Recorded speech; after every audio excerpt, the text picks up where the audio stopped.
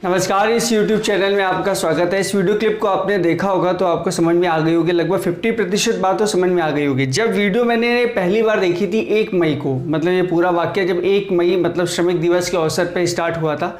इधर हम श्रमिक दिवस के अवसर पे जो अपने जो श्रमिक भाई होते हैं उनका प्रोत्साहन करते हैं, वही दूसरी तरफ गवर्नमेंट ने एक ऐसी विज्ञप्ति निकाली थी और क्योंकि कोविड-19 के संक्रमण की वजह से बहुत सारे ऐसे श्रमिक थे जो अपने दूसरी जगह जो कहीं पे भी जॉब करते हैं वहाँ से घर वापसी आने की होड़ पे थे। तो कुछ लोगों ने तो पैदल ही यात्रा स्टार्ट कर दी, कुछ ने साइकिल से स्टार्ट करी। मीलों पैदल चलने के बाद सरकार ने 1 मई को, क्योंकि आपको पता है 24 मार्च से लॉकडाउन स्टार्ट हो गया था, तो 1 मई को गवर्नमेंट ने एक ऐसी विज्ञप्ति निकाली। उसके अंतर्गत उन्होंने कुछ बातें बताई। हालांकि मैंने जो वीडियो अभी आपको अपलोड करके दिया है, इसके पहले जो वीडियो क्लिप चल रहा था, इससे आपको 50% बातों का अंदाजा हो ही गया होगा। ठीक है, तो आइए जरा देखते हैं कि मांजरा क्या था, पूरा झोल क्या था। यहाँ पे हम बात करेंगे सबसे पहले बात होगी 1 मई की। 1 मई से पहले जरा हम लोग 3 दिन आगे आते हैं, 4 मई की बात करते हैं। देखिए पूरा माजरा था कि 4 मई को कांग्रेस पार्टी में जो सोनिया गांधी जी हैं उन्होंने एक ट्वीट किया था। वो ट्वीट किया था और एक प्रेस विज्ञप्ति निकाली थी। विज्ञप्ति ऐसी थी कि बात ये चल रही थी कि जो श्रमिक हैं उनसे लिया जा रहा है पैसा रेल के किराए का। अब श्रमिकों को इतनी मेहनत से जॉब भी नहीं कर रहे, इतनी मेहनत से उनको सैलरी नहीं मिल रही, तो बेचारे पैसा कहाँ से देंगे। तो प्रेस विज्ञप्ति में यह था कि सोनिया गांधी ने ये कहा था कि जितने भी श्रमिक हैं उनका जो पैसा है वो हम पेड कर देंगे। मतलब उनको घर जाने के लिए जो भी साधन है, जो भी ट्रेन है, क्योंकि ट्रेन चलने लगी थी श्रमिकों के लिए, तो उसका जो पैसा होगा वो पेड कर देंगे। तो यहाँ पे देखिए कुछ हम लोग विज्ञप्ति और ट्वीट देखेंगे। सबसे पहले देखते हैं सोनिया गांधी का एक ट्वीट जिसमें इन्होंने लिख रखा है कि इसलिए भारतीय राष्ट्रीय कांग्रेस ने यह निर्णय लिया है कि प्रदेश कांग्रेस कमेटी की हर इकाई हर जरूरतमंद श्रमिकों व कामगार को घर लौटने के लिए रेल टिकट का खर्च वहन करेगी।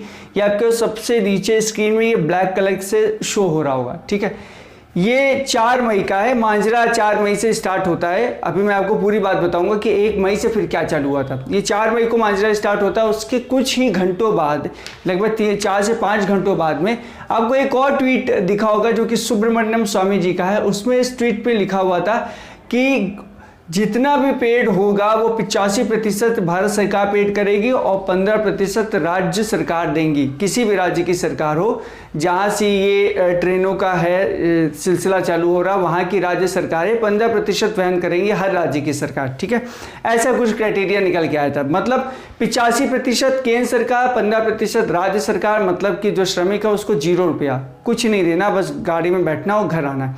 ये बातें थी। लेकिन बाद में प्रेस के बाद में ये बातें सामने आने लग गई कि जो श्रमिक थे जो आ रहे थे ट्रेन से, उनको ये था कि उन्होंने 300 रुपये से ऊपर का टिकट लिया जिसमें उनको पानी की बोतल एक फ्री मिली है और खाने का सामान मिला है। हालांकि ये तो बात पहले ट्वीट में कह दिया गया था कि 85% सेंट्रल गवर्नमेंट और 15% स्टेट गवर्नमेंट करेगी। ठीक है, तो आइए स्टार्ट ये बात कहाँ से होती है इसको देखते हैं। 1 मई को एक ट्वीट आता है श्रमिक दिवस के अवसर पे। वो क्या है? श्रमिक दिवस के अवसर में गृह मंत्रालय का एक आदेश था, उसमें कहा था कि टिकट बिक्री नहीं होगी और इसमें जो भी मजदूर हैं वो सब फ्री जाएंगे।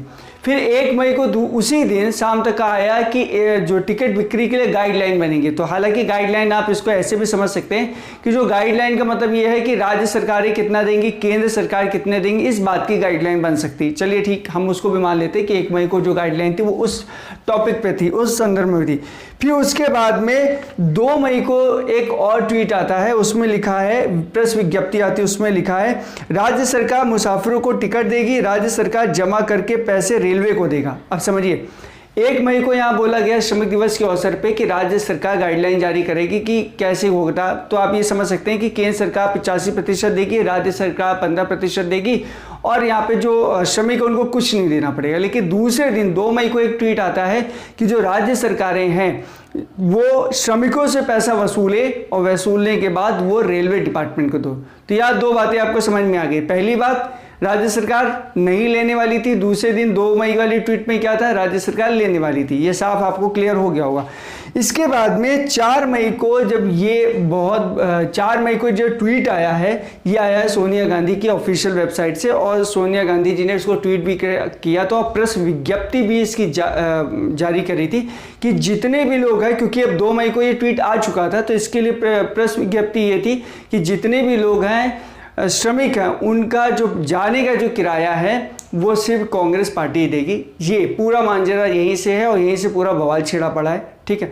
तो अब सवाल ये उठता है कि अगर अपने भारतीय में, जो भारत के अंदर जो अपने मजदूर हैं, उनको एक जगह से दूसरी जगह ट्रेन के थ्रू आने में अगर आप उनसे पैसा ले रहे हैं, तो अभी आपने चीन से जो भारत में आ रहे थे लोग, जो चीन से मजदूर आए हैं, जो चीन में जॉब करते हैं, जो भारत में आए हैं, उसे एयर इंडिया के आने से 6 करोड़ रुपए का उनको, मतलब 6 करोड़ रुपए का किराया गवर्नमेंट ने उनका माफ़ किया है।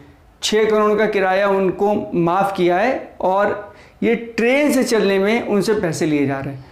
तो आई होप आप समझ पा रहे होंगे चीज़ें कितनी सही हैं या कितनी गलत है। मैं नहीं कह रहा हूँ, हो सकता है कि अगर बीच में किसी बिचौलिए का कोई काम है तो उसको पर कार्रवाई तो होगी ही होगी, क्योंकि ये अब मीडिया में उठ चुका है। आपको पता होगा दैनिक जागरण में, मेरे पीछे ही क्लिप दिख रही होगा आपको, दैनिक जागरण में भी लिखा हुआ है कि ये कैसे चंदा करके जो टिकट खरीदने के लिए मजदूर जद्दोजहद कर रहे हैं। तो ये पूरा मांजरा मुझे लगा आपको बताना चाहिए, क्योंकि जब मैंने इस वीडियो को देखा तो मुझे काफ़ी दर्द हुआ, मुझे महसूस हुआ कि मुझे ये चीज़ बतानी चाहिए कि जो भी श्रमिक होता है वो अपने देश की अर्थव्यवस्था की रीढ़ की हड्डी है। ये समझ लीजिए, अगर श्रमिक नहीं है तो कोई इंडस्ट्री नहीं चल सकती, कितना भी आप स्मार्ट वर्क कर लीजिए, कुछ नहीं चल सकता। श्रमिक का मतलब सिर्फ वो पलवा उठाना या मिट्टी ढोने वाले ही नहीं है। श्रमिक का मतलब हर वो व्यक्ति जो कहीं किसी फर्म में काम कर रहा है, ठीक है, जॉब कर रहा है, वो भी श्रमिक की श्रेणी में आता है, क्योंकि बिना उसके कुछ नहीं होने वाला। तो सरकार हो सकती है अपनी जगह सही है, सरकार का अपना फैसला भी सही है।